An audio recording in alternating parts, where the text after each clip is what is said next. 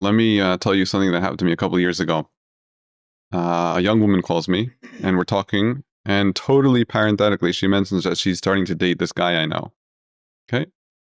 Now, she didn't know this, but this young man had an issue which, if she knew, she would not have gone through with it. She would have stopped the relationship dead in its tracks. Okay? So as we were talking, I was thinking to myself, like, well, on the one hand, I really should tell her about this issue this person has. However, if it got out, it would be devastating for him. But if she doesn't find out about it, that will be devastating for her. So when I hung up the phone, I was sitting there thinking, what is the right thing to do? If I don't tell her, I'm hurting her. If I do tell her, I'm hurting him. And it really brought to light that there's a value in America which may not be a value in Judaism, or maybe I would say it like this: there is a core value in America which might be a core crime in Judaism, and that is free speech. So in America, it's completely, totally, 100% allowed for me to get up on the radio and say, I think that John is a jerk. It's totally legal. That's free. It's literally it's in our Bill of Rights. It's the first thing that's protected. You can say whatever you want about anybody as long as it's not harassment. It's legal. In Judaism, it's actually one of the biggest crimes there is you can commit. It's worse than physical abuse. So you can punch somebody in the face or say something bad about them. You're better off punching them in certain ways. It's less egregious, less damaging. The body cures a lot faster than the soul does.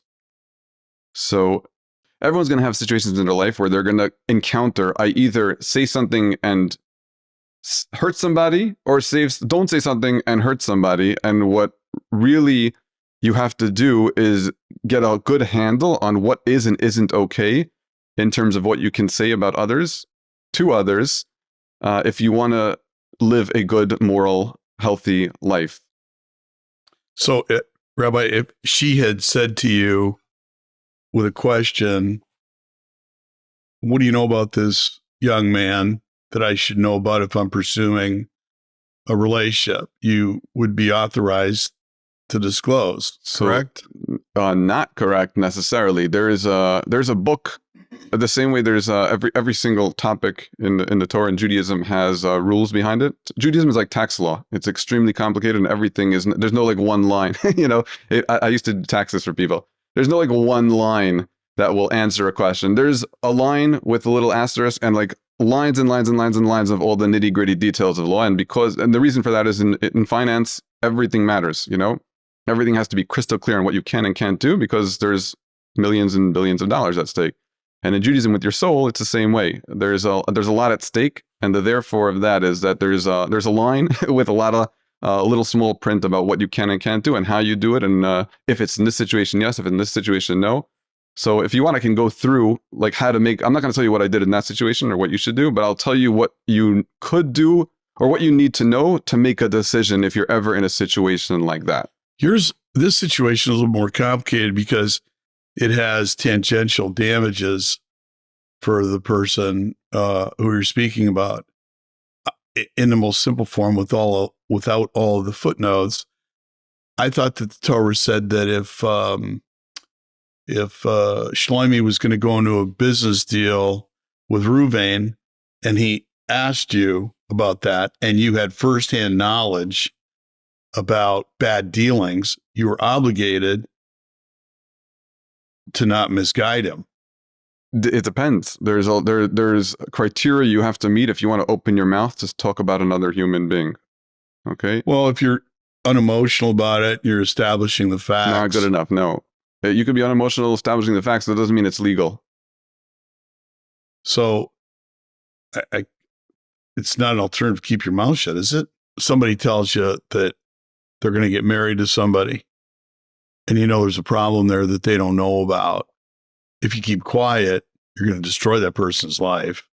So let me give you 4 rules. If you check these 4 boxes, you're pretty good in knowing that you should say it. Okay. Here's your 4. Do this, and that. If you check these 4 boxes, you're good to go. Okay. Box number 1.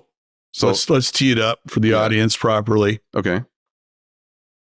If you're about to share something with somebody that would be sensitive and potentially bad speech, you're permitted to give it when the criteria is met with these 4 requirements. Yeah, and in the case that we described, you might have to do it. Meaning you have to because you got to protect somebody. If you're allowed to, then you might have to do it. Go ahead with the 4, Rabbi. Thanks. Okay, here's rule number 1. There's actually 7, but I'm going to condense them into 4. Okay, number 1, you have to know for a fact what you're about to say is true. So if I heard from my cousin's best friend's dog, sister's brother, that John has a drinking problem, then that's not good enough. I have to know for a fact that what I'm about to tell this young woman is for a fact true. Okay? Not just that I heard it from third person. I know for a fact it's true. That's number 1. Okay? Number 2, it has to be that I'm doing this for a benefit. I'm trying to help this person. I'm not just a gossiper. So the reason I'm about to open my mouth is because I know that this person needs help, and I'm trying to help them. Not that I just like to spread gossip, and it happens to be tangentially I'm also going to be helping them, but my goal is really to save somebody and not to just let the world know information that they don't need to know. Okay? Number 3, it has to be that you say exactly what is true only. No exaggerating, no leaving any details out. Just say the way it is. That's it. Nothing else. Just repeat the information that you know to be true. Nothing more, nothing less. And number 4, there has to be no other way out of this.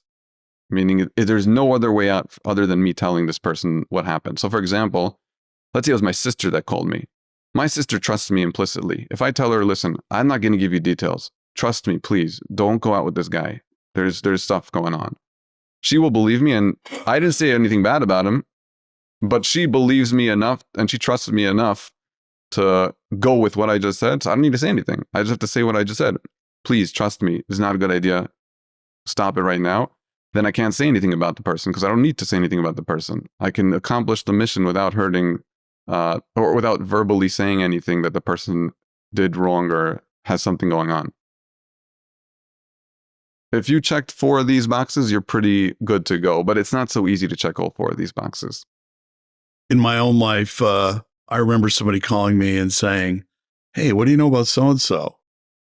And so-and-so happens to be not such a good person. So I asked him why he was asking. He said that their wives were friends and they were going out for dinner. And I said, oh, he's a lot of fun. You'll have a great time. There's no need to share anything more than that. He is fun. They did have a good time. You know how far removed this is from American culture? Think about most radio shows or TV shows. Like a sports talk radio is really largely built around criticizing things that are happening.